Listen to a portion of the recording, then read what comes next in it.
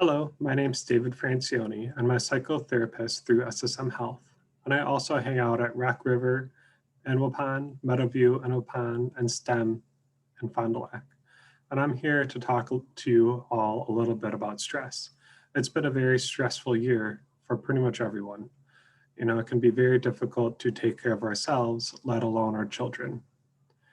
And, you know, it, in order to take care of our children, it's very important to take care of ourselves because, believe it or not, there are these things called mirror neurons within everyone's minds, and those mirror neurons make us want to be like everyone else around you. So, for example, when your children were babies and you were to smile at them, chances are they'd smile back, right? If we're in front of a large group of people and I were to yawn,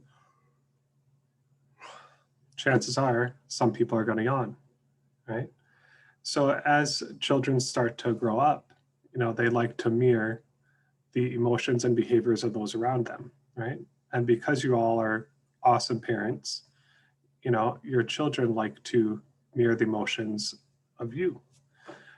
So it's very important to make sure that we're taking care of ourselves the best that we can. Through this pandemic, there's been a lot of unpredictability, and that can be very stressful, especially for our kids. And what's important to do is to provide as much predictability as possible. And one way to do that is through a little schedule. And that, giving people that sense of control and predictability can really help them know what's coming up ahead and give them a little bit of certainty in uncertain times. So one way to do that is to either provide a visual schedule, which is this,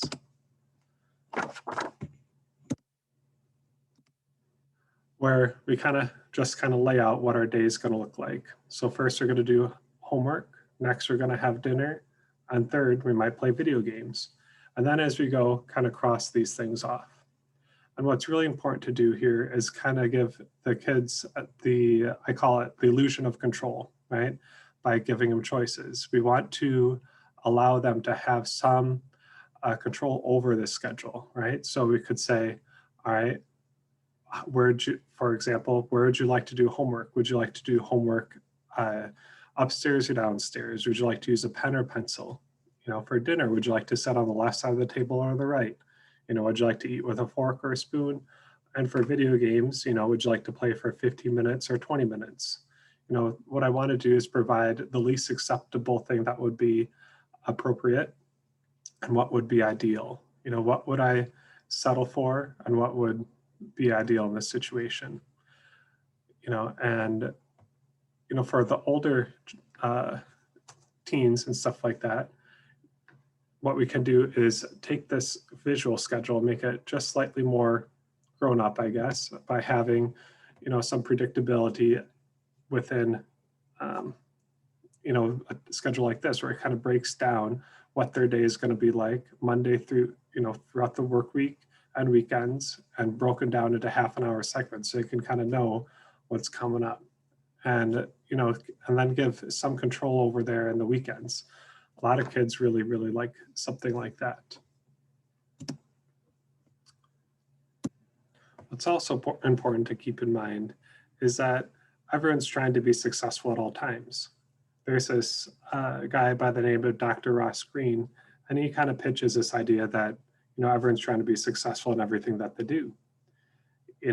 You as parents are never going to be like, wake up and think, man, I cannot wait to make my children's life miserable today. And your children are never going to wake up and like, man, I can't wait to screw up my parents' lives today or my teachers, even though sometimes it might seem that way. All right, so if we can keep that belief in our mind, right? How are our children or students trying to be successful when we feel that they're not? If they're throwing a pen during class or breaking something or throwing something or becoming stressed, how are they being successful? What are they trying to gain, right? So a lot of times what can happen is that when emotions go up, our ability to verbally express ourselves goes down. And that's where an impulsive verbal or nonverbal language goes up. I'm huge into sports. let's say baseball's coming up. So let's say I'm watching the baseball game, the Brewers, and Braun's up to bat. You know, it's the bottom of the ninth, 2 outs, bases loaded, and it's tied, okay? And my child comes in, turns a channel to SpongeBob or something like that, right?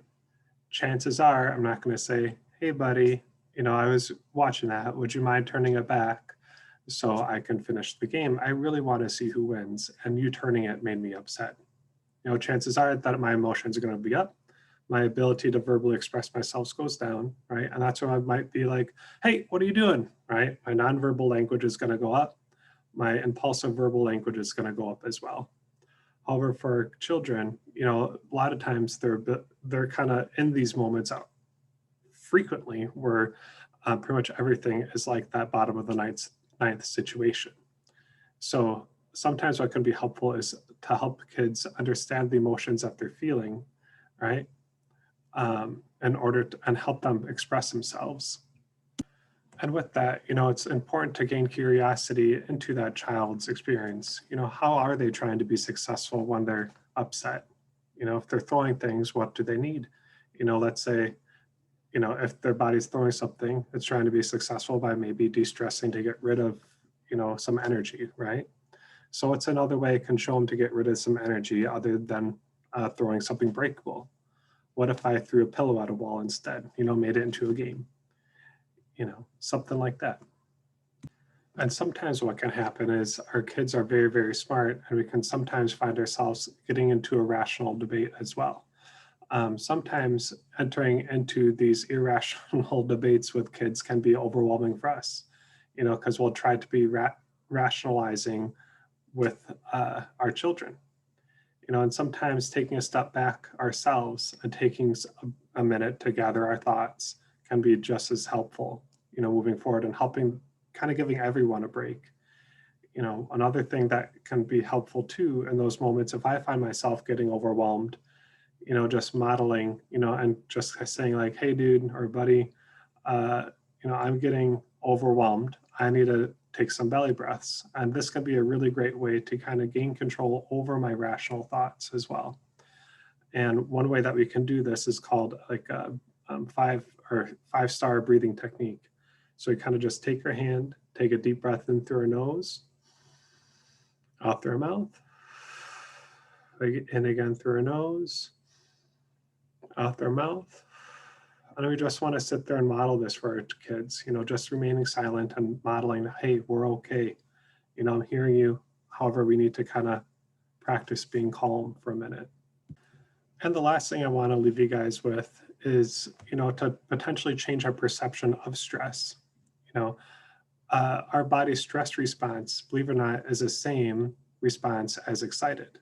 You know, if I'm stressed out, my body's going to tense up. You know, just like if I'm excited, my body's going to get ready for the challenge ahead.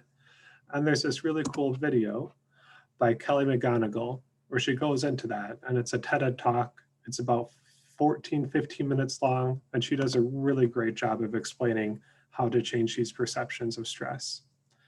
If you have any further questions, I'd love to answer them, and you can feel free to call me on my business line at 920-324-7599.